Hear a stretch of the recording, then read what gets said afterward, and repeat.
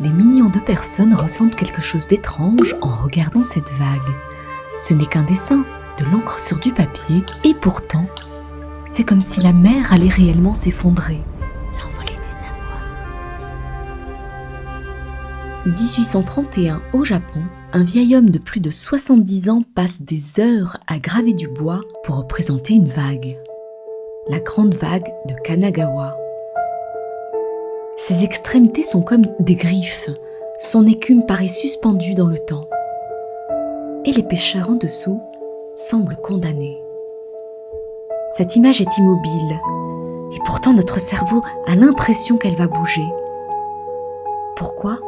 Parce que cette œuvre ne représente pas simplement la mer, elle représente une sensation humaine universelle, celle d'être minuscule face à quelque chose d'immense.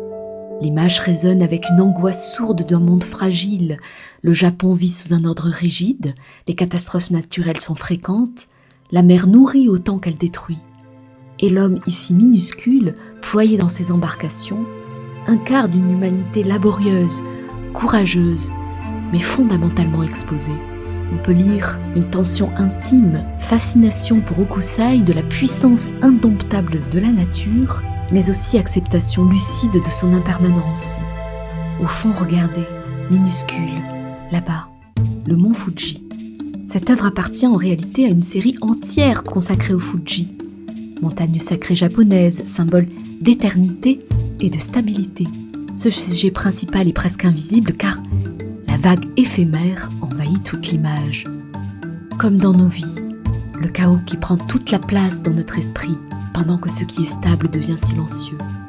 Nous avons ce mélange de calme et de mouvement, d'éternité et d'instant, de stabilité et de chaos, une violence organisée. Hokusai a donc gravé dans le bois une vérité universelle, celle d'un homme âgé regardant le monde avec une intensité intacte, conscient que la beauté naît précisément de ce point de bascule entre la force qui nous dépasse et la présence intérieure qui nous permet de tenir.